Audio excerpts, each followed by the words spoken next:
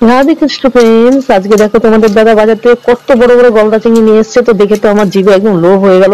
এটাকে তো খুব ভালো করে রান্না করতে পারবো। তুমি কেটে ধুয়ে পরিষ্কার করে একদম পরিষ্কার করে নিয়েছি, এবং এর মধ্যে কাঠি ভরলে আরো বড় বড় লম্বা লম্বা হতো, কিন্তু ভাবলাম আমরা দুজন মানুষ, আবার এর মধ্যে কাঠি বাটি ভরে ঝামেলা করার দরকার নেই। তোমরা ভরতে পারো, ভরলে আরো সুন্দর দেখা যাবে। আমি মশলা তৈরি করে নিয়েছি, পোস্ত, জিরে, আদা, লঙ্কা আর সর্ষে, এগুলো একসঙ্গে পেস্ট করে নিয়েছি। তারপরে তার মধ্যে সর্ষের তেল, হলুদ, নুন সবকিছু দিয়ে একসঙ্গে ওটাকে ভালো করে মেখে নিয়ে কিছুক্ষণ সময় ধরে রেখে দিতে হবে। হ্যাঁ, তো এটা যেহেতু ভাপার মতনই, তাই ওটাকে একটু রেখে দিলে, ম্যারিনেট করে রাখলে ভালো হয়। তারপরে কড়াইতে তেল দিয়ে জিরে, শুকনো লঙ্কা আর তেজপাতা দিয়ে তারপরে সেই মিশ্রণটা দিয়ে দিতে হবে, এবং একদম লো ফ্লেমে সেটাকে একটু কষিয়ে নিতে হবে। কষিয়ে নিতে হবে লো ফ্লেমে, একটু সময় রেখে দিতে হবে।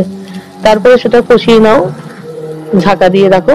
হ্যাঁ, খানিকক্ষণ সময় ঢাকা দেওয়ার পরে কষিয়ে নাও। তারপরে নামানোর আগে আমল দুধ গুলিয়ে, দুধ থাকলে ঘরে গরুর দুধ থাকলে হবে, আমল দুধটা গুলিয়ে একটুখানি দিতে হবে, যাতে একটু ঝোল দেওয়া, মানে ঝোল ঝোল যে পছন্দ করো ঝোল রাখবে, আর যদি যে শুকনো শুকনো পছন্দ করো তাহলে আর একটু ফুটিয়ে নেবে অল্প করে। এটাও লো ফ্লেমে, রান্নাটা বেশিরভাগই লো ফ্লেমে হবে।